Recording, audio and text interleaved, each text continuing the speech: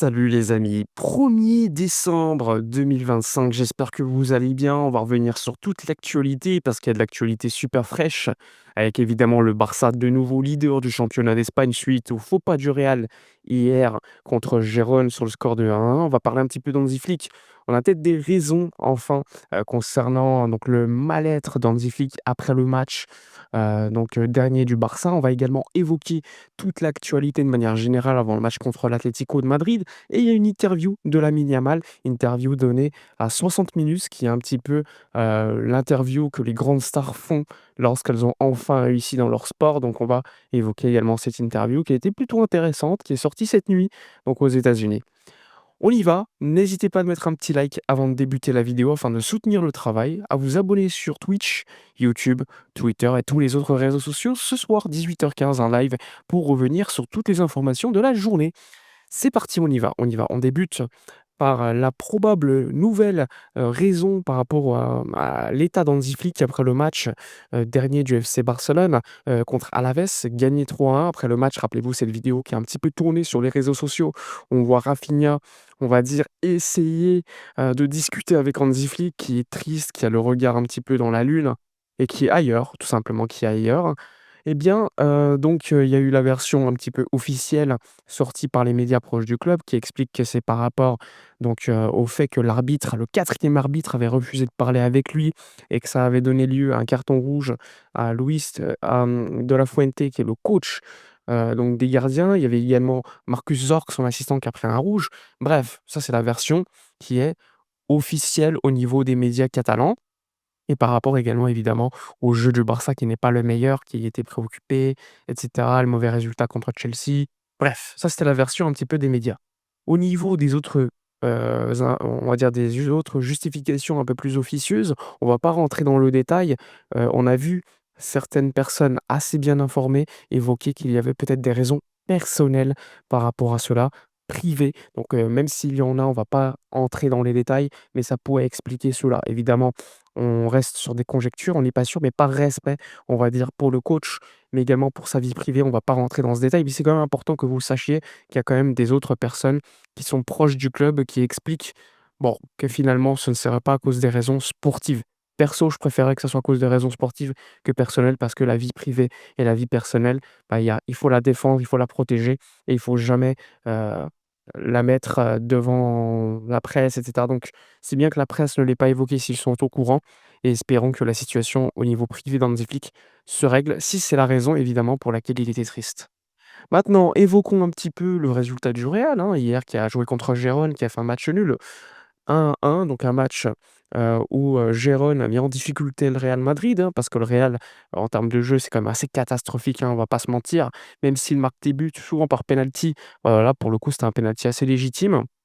Mais bon, Gérone qui est pas bon, hein. Franchement, Gérone, j'ai regardé le match hier, au niveau des relances défensivement, c'est pas bon. Et rappelez-vous, ils avaient mis en difficulté le Barça au Camp Nou, avec le but d'Araujo à la fin du match là.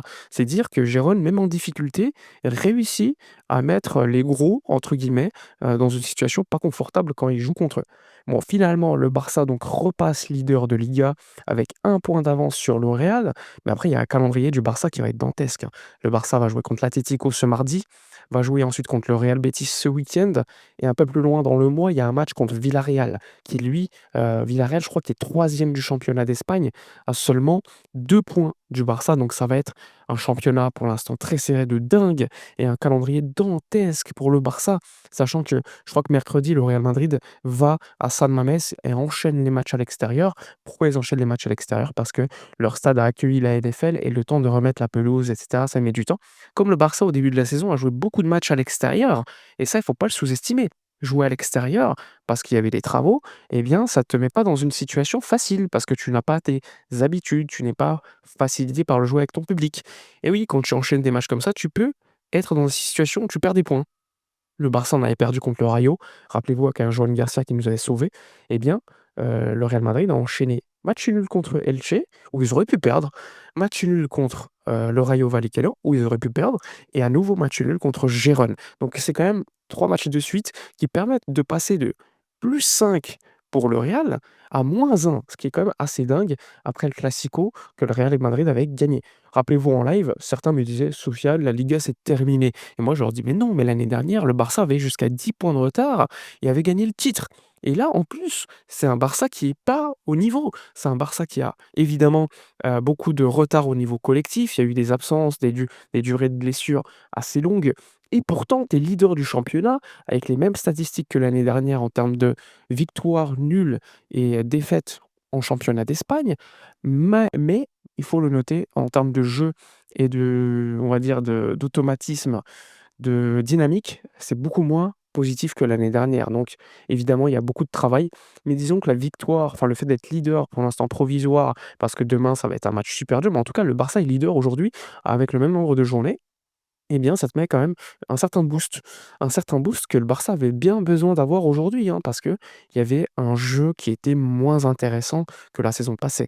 Rappelez-vous, Bilbao, c'était plutôt bien. Bilbao, c'était plutôt bien. Après, contre Chelsea, tu rechutes à 10 contre 11 et contre Alaves, tu gagnes, tes leaders, mais avec aucune certitude dans le jeu. Donc, c'est également très important de rappeler que parfois les résultats te permettent de reprendre de la confiance, mais le plus important, ça reste le jeu. Le jeu, c'est une base. Tu sais que tu vas être compétitif dans les gros matchs quand tu as un bon jeu. Quand tu as des résultats, mais pas le jeu, tu sais que dans les gros matchs, tu vas te faire tout simplement battre. Donc c'est aussi important de retrouver du jeu et pour cela, il faudra évidemment donner à Hansi Flick des recrues. Est-ce qu'il y en aura en janvier? C'est pas sûr, mais en tout cas à terme, Hansi Flick mérite par rapport au travail qu'il a fait l'année dernière et même cette saison, même si c'est beaucoup plus difficile avec toutes ces absences, il mérite d'avoir un vrai mercato et pas un mercato à 27 millions d'euros. Je suis désolé. Maintenant, évoquons, l'interview donnée par Lamine Yamal, donc à 60 minutes, qui est un média, états-unien, donc CBS, l'a interviewé. Il faut savoir que c'est une interview donnée à de grandes stars, hein, LeBron, Lionel Messi ou encore d'autres superstars comme Federer, Djokovic. C'est des athlètes triés sur le volet et là, c'était le tour de Lamine Yamal. Il a été un petit peu cuisiné sur tous les sujets. Donc évidemment, ça reste des médias américains, donc c'est pas forcément des spécialistes du foot, mais c'est intéressant d'avoir les réponses de Yamal. On lui a posé la question par rapport au choix, donc de l'Espagne plutôt que le Maroc. Il explique que le Maroc, c'est également son pays, que l'Espagne, il a grandi et était né en Espagne, donc c'est aussi son pays, mais que pour des raisons, on va dire, il a toujours rêvé tout simplement de gagner des gros titres et que c'était plus facile en jouant avec l'Espagne. Il a parlé de l'Euro qui était un gros objectif qu'il a déjà atteint à son âge. Donc dans son discours, il y avait beaucoup de respect. Il expliquait que ça reste, donc ces pays, le Maroc et l'Espagne sont, ces pays et c'est vrai, hein, il faut pas le nier, mais qu'il avait choisi l'Espagne également pour des raisons sportives. C'est un petit peu le discours, qu'on peut retirer de ce message par Lamine Yamal. Il a toujours rêvé, il y a plus de gens qui regardent les compétitions européennes et forcément ça a eu un impact. Mais pour autant, il respecte beaucoup le Maroc et il s'est vu à un moment donné rejoindre le Maroc, il le dit, hein. Il le dit parce qu'il y avait eu la coupe du monde 2022. Néanmoins, il a quand même choisi donc la sélection espagnole. Ensuite, il s'est exprimé sur pas mal de choses. En parlant de Lionel Messi, il a dit que, bah, Messi, c'était le GOAT. Messi, c'est le GOAT, on peut pas le copier. Quand il était enfant, il étudiait surtout les passes de Messi et pas forcément les dribbles, hein. C'est intéressant parce que Yamal, il dit: «Quand j'étais petit, moi, j'étais plutôt un mec qui courait beaucoup, qui marquait beaucoup, mais pas forcément un grand dribbleur. Donc je me concentrais plutôt sur la vision des passes, la vision du jeu, parce que les dribbles, c'est quelque chose qui m'est arrivé un peu plus tard, dans mon développement. Il a dit que pour lui, les passes étaient plus intéressantes que les dribbles parce que c'était beaucoup plus astucieux, ça allait beaucoup plus vite. Donc ça, c'est un discours assez intéressant pour un petit jeune de 18 ans. Il a aussi dit que, bon, c'était difficile pour un joueur de 18 ans, avec autant de fame, le gars est super connu dans le monde entier, mais qu'il peut pas aller au restaurant, il peut pas aller voir ses amis en sortant dehors.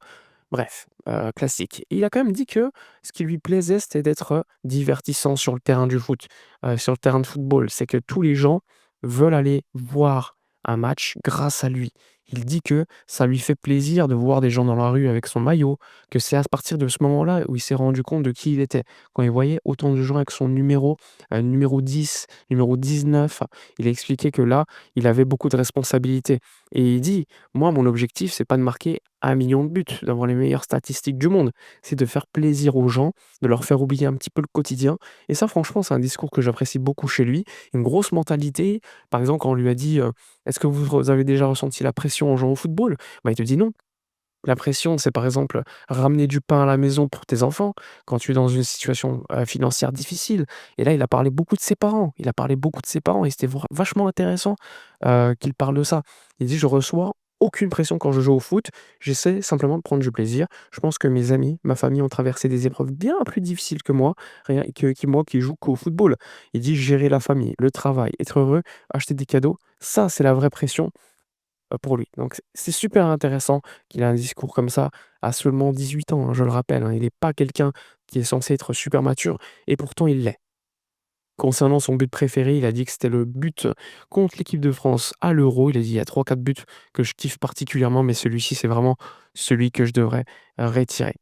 Il a dit: «Hein, je voudrais égayer la journée des gens. Si quelqu'un est triste et regarde mon match, je veux que son humeur s'améliore. Je veux qu'il rentre chez lui plus heureux qu'avant». Donc ça, c'est vraiment l'objectif de Yamal. Il s'est décrit comme un joueur divertissant, amusant et au final, l'objectif est que les gens prennent du plaisir et offrent, enfin que le football offre et donc ça, c'est encore une fois un Lamine Yamal dans le texte et ça, c'est plaisant, ça, c'est plaisant. Il a même dit qu'à la base, sa mère ne regardait pas le foot et maintenant qu'elle regarde tous les matchs parce que, bah, voilà, il a pris, il donne du plaisir à certaines personnes, beaucoup plus qu'avant et évidemment, vu que c'est ses parents, c'est normal qu'ils regardent un peu plus le foot. Mais en tout cas, un discours super mature de la part de Lamine et ça, c'est important. Pour revenir vite fait sur le match contre l'Atlético de Madrid, je tiens à rappeler que normalement De Jong sera bien dans le groupe parce qu'il s'est entraîné avec l'équipe hier et aujourd'hui. À noter que Ronald Araujo, quant à lui, était absent. Une nouvelle fois, le Barça estime qu'il a peut-être besoin de se remettre dans la tête, de faire le vide, de faire un reset. Donc ça, c'est ce qui a été exprimé. Donc probablement pas de Ronald Araujo contre l'Atlético. Le club veut qu'il se repose au niveau psychologique surtout parce qu'il serait encore beaucoup plus affecté qu'après le match contre le PSG ou contre l'Inter. Malheureusement, j'ai envie de vous dire, si à ce niveau-là, vu le salaire que tu touches, hein, vu le statut que tu as dans le vestiaire, tu loupes des matchs parce que tu as raté une perf, c'est quand même assez marquant et assez représentatif du joueur. Maintenant, vous le savez, mon avis sur le joueur, c'est pas forcément un joueur qui a le niveau au niveau de la relance. Défensivement, maintenant, il est très friable. Alors, c'est vrai que l'équipe défend plus haut, mais quand tu as un tel salaire, bah, tu peux pas avoir un niveau de jeu aussi piètre qu'il le montre depuis déjà un certain temps. Voilà globalement sur l'actualité, de la journée. N'hésitez pas à donner votre avis dans l'espace commentaire, à mettre un petit like pour aider. N'hésitez pas à être là en live, hein, ce soir 18h15, on va parler un petit peu de toute l'actualité plus en détail. Je répondrai à vos questions, que ça soit sur tous les sujets. Bref, on se retrouve ce soir et d'ici là, comme d'habitude, portez-vous bien.